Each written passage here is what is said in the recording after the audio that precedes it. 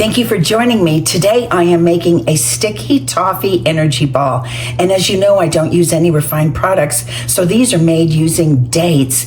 And as we cook the dates, they become caramel. So they are delicious and they are perfect to throw in your bag, on the go, or when you need something to make it a few hours till your next meal. So this is what we're making today. Thank you for joining me. Let's get started.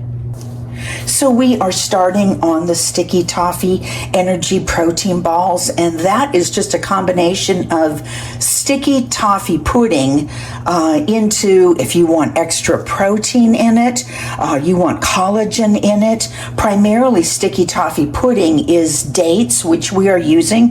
I'm having those soak right now, but it's a very luscious, kind of a winter dessert, but I love the flavors, and it's a September day, so I'm going to make.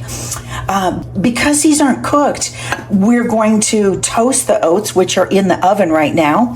I've toasted the almonds, which we're going to roll into them, and the rest of it is just kind of a nice combination of really full notes. What you need when you're making an energy ball of any sort is you need a grain. You could use a puff cereal, but I'm using oats. Many people use oats, and I'm adding flax, but you could also add collagen to it.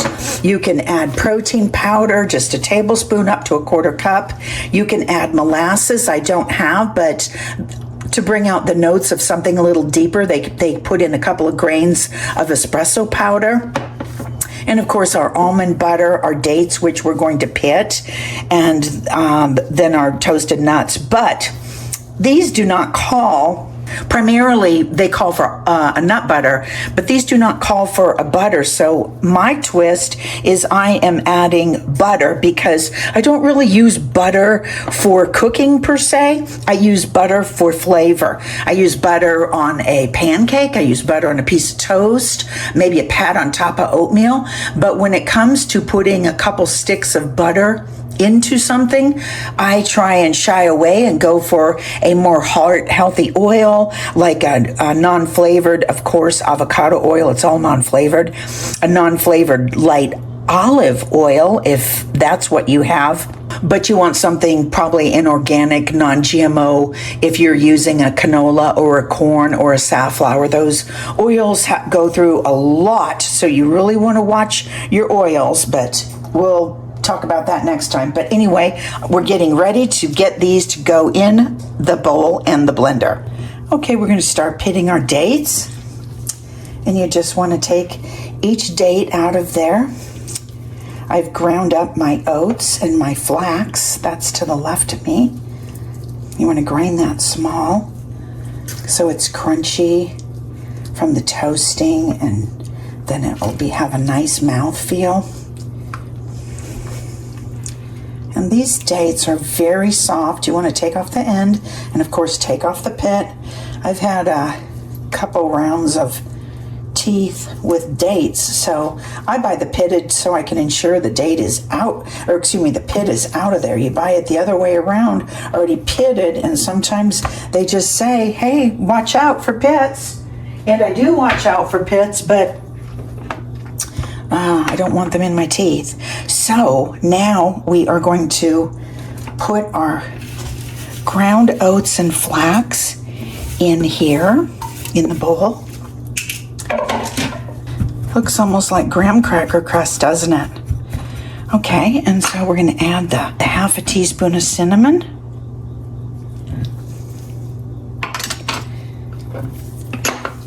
We're going to add the 1 tablespoon of collagen. Now you could add up to 2 and 1 tablespoon of protein. And what I'm going to tell you is this recipe is very forgiving. Remember, you just need a fat, and you need a nut butter, and you need a grain of some sort. So when it's too sticky, we add more grain, and when it's too loose, we add more sticky. So there's an easy way to fix anything that goes wrong with this. Okay, we're going to just quick puree our dates now.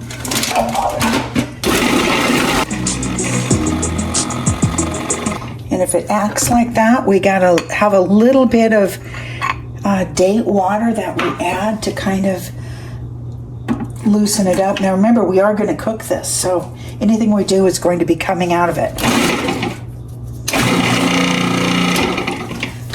those again. Scrape it down from the sides. It's turning into a beautiful paste. And that is what it looks like. Now we're going to put that into the pan and with probably a little bit more water, and we're going to cook it for 5 to 7 minutes till it turns like a butterscotch caramel. Now we're going to cook the dates down, but this is a sticky toffee ball. But if you were making any other ball, you can use honey, you can use maple syrup, you can use date syrup, you can make your own date syrup. So you need, of course, something sticky. But in the event these didn't come together, I have date syrup, I have honey, because you need something ultimately very sticky. So here we go. And I'm going to cook that for a while. So I do need a little bit more of the date water because we're going to cook the moisture out of there. This is going to turn into a sticky caramel. Now I don't have molasses, and so I'm going to put just a pinch of coffee powder in there, just to deepen the flavor. Like a medium heat, just to get the moisture, evaporate the moisture out, and bring out the sugar, the caramely notes. Now as this is cooking, we're close to the end of it cooking, I'm going to add my 1 tablespoon of butter, and that is a very nice cultured butter. It's going to add a lot of flavor. It's going to bring the caramel sauce together. And like I said, it is going to be such a beautiful note up against the almond butter. Okay, I'm going to turn that off, let that sit a minute. I'm actually going to add my raisins, which I wanted, because I love that extra chew. And I'm going to add my vanilla. And I make my own vanilla from scratch, so it's sort of a sediment-looking vanilla because I ground the beans up. So these are gorgeously earthy, well, elegant.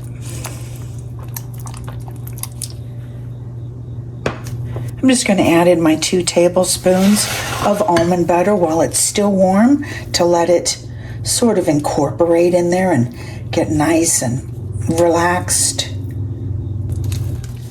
You can taste this stuff as you go. It's yours. So if something needs more vanilla, you add it. If you want a different dried fruit in there or a nut right now, you add it. So once you've got your bases made, you're covered. But of course in Sticky Toffee, we're following a recipe. But in general, I've made thousands of balls because, you know, I used to have a fiber bar company. And so I've made every flavor there is under the sun. Okay, I'm going to say that's pretty close to being ready to play our game. I'm going to add a big pinch of sea salt to my dried toasted oats and my flax. And then we're going to incorporate them together. And remember, if things don't come together like they should, get out a little honey or maple syrup. It's not going to add enough to change the flavor, but you know, syrup has a property of being very sticky. Sometimes when you need something to be very sticky, you bring out the honey. But I'm going to try it like this, and oh my gosh, it smells beautiful. That toasted, just like a sticky toffee pudding that went in the oven. It is toasted. Get to the bottom, we're going to let it sit a minute. And if it's too loose, then we bring in a little bit more oat. But you want to make sure it's all incorporated.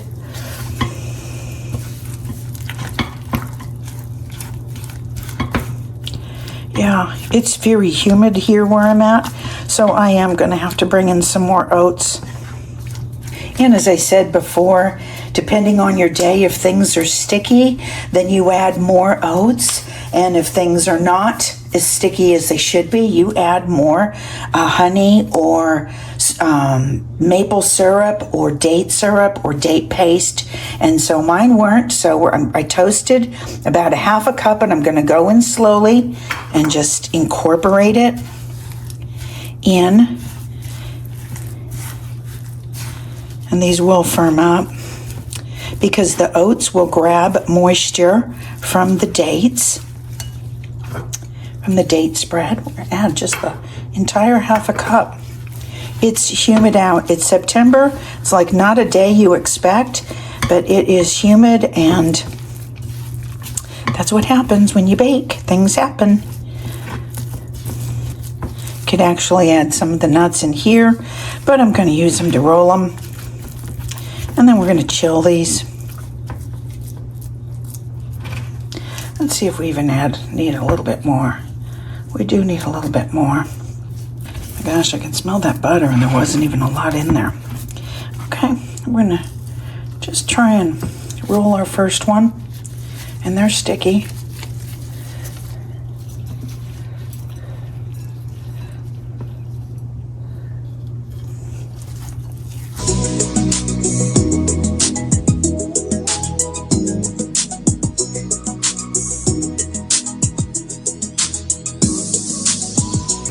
I'm going to chill these now, and then we're going to cut one in half later.